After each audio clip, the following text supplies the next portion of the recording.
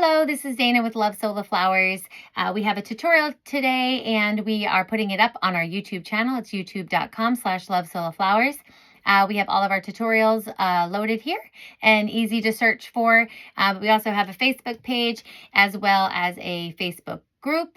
And our website is lovesolaflowers.com. That's where you can purchase our wood flowers and all of the other supplies and exciting things that we've got going on there. If you haven't checked it out lately, go check it out. You got to go down to the scrolling thing and the little bars on the side and check out all the different categories, because we've got so many new categories and new items, and we're constantly adding stuff just to make life easier, to have a one-stop shop kind of thing. So make sure you check that out, lovesolaflowers.com. We are working with our wood flowers tonight and just how to fluff them. So if you're new to us and you haven't kind of gotten this kind of basic fluffing idea here, we're going to teach you how to do it quick and easy.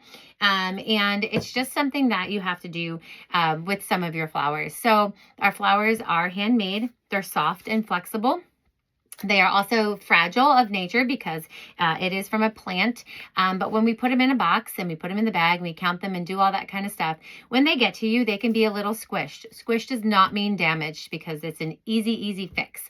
The only kind of thing that's damaged is if you have like broken petals all over, but little chips, little cracks, if the bark was left on a little bit, and if they're squished does not mean damage, because all of that is fixable. If there's a crack or anything like that, you can just trim a petal, pluck a petal with a tweezer.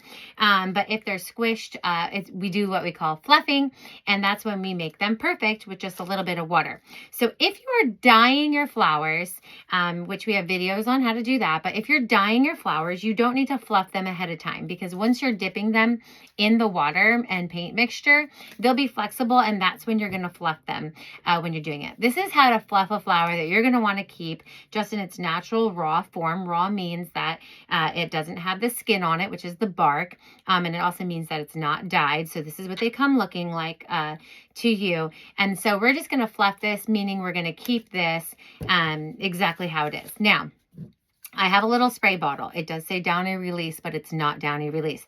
I save these little bottles and I put water in them. So you just need water. You can use water and glycerin if you want to make your flowers extra soft.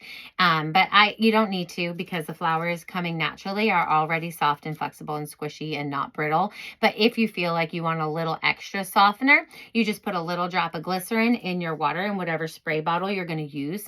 Now, if your flower is very smushed, you can also use the same mixture of water and some glycerin in a bowl and completely submerge it. That's if your flowers got really squished. Oops, sorry.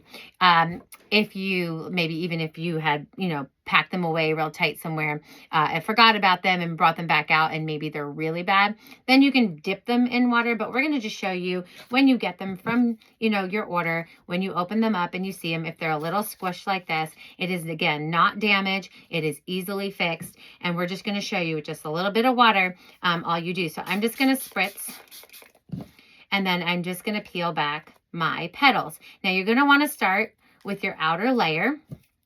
And you don't want to force it, because if it's not quite wet enough, it'll give you a little bit of pushback. It won't just easily just kind of go into its shaping. So you want to check the petal first. You don't want to break it off. You want to just do nice and gentle. You're going to start on your outers, and then you're just going to go towards the center. Now, again, if you've got like just a little bit of a bump and you just want to slide that over, not all of them do you want to open super wide. You might want to even keep them as, tighter as a bud.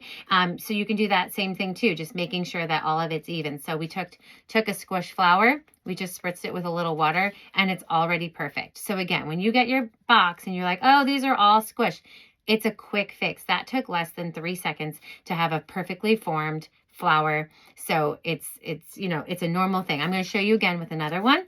So look at this one. Let's see if I can show you. Again, completely normal.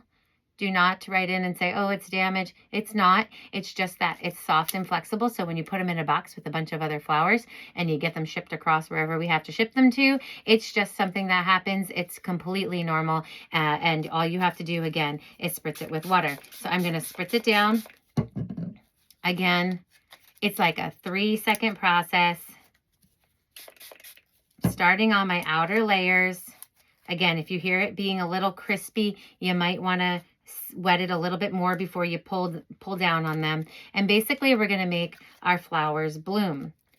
Of course, you might not want it to be perfectly around because, you know, a real flower doesn't necessarily have every single petal in place. Sometimes I like to leave them a little bit curled a little bit just to look a little bit more realistic. It's just a preference. If you're wanting it to be, you know, as perfectly symmetrical as possible, then just keep wetting it until you can pull all those layers down and unfold things. But again, I like them a little bit imperfect. I just feel like it gives it a more natural look because flowers in the wild aren't perfect. But you saw how smushed that one side was. And now, again, we have a perfect rose. So again, 5 seconds of a spritz of water and you've got a perfect flower. So make sure you're doing this before you feel like, oh, I got a box and they're all not usable. They are usable. You just got to spritz them with the water for a few seconds. I'm going to do another one too. So this one, there's nothing really wrong with it, but I just want to show you that you can wet it and just open it a little wider. So again, even some of them, you might just want to be more open. Making sure I get down in there. Make sure these are super dry before you use them. You don't want to use a wet flower in a bouquet. They could mold just from that, or like more like a mildewy kind of, you know, when you put wetness and you don't let it completely dry. So when you fluff these, you're going to want to put them out in a cardboard box or on a tray. Let them completely dry. I say for about 24 hours or in front of a fan overnight, just so you're not having any wetness that you're cooping in there. Now, again, this one wasn't necessarily smushed, but I just wanted to show you how wide I can open it when I'm doing this fluffing process. Now, look at how pretty that looks. So I opened every petal. I pushed it as wide as it could go, and it looks so pretty. Okay, and I'm going to show you one last one to fluff again. So now some of you might say, well, what about the curled edges? We know we're not supposed to dye them because if you get a curled edge wet, they'll uncurl. So what I like to do, so this one's not really smushed. I couldn't really find many that were smushed. I tried to smush a few just for the sake of the tutorial, but there wasn't really many smushed in all of my orders. So I try to find one that had like maybe a little rogue petal. But if you've got something with a curled edge on it, what I like to do is I like to bend it back just a little bit, and I don't want to get those curled edge wet. I spray right into the center, and that will make the petals flexible in the center. So I'm not spraying on the curl.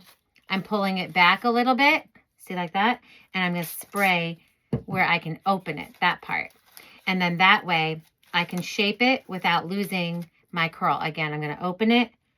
Again, you're being gentle. You're not ripping it open. You don't want to pull your petals off. And then that way I can go across all the layers, squirting in the center, making sure I'm keeping my curl dry. And then look, now I've opened it up.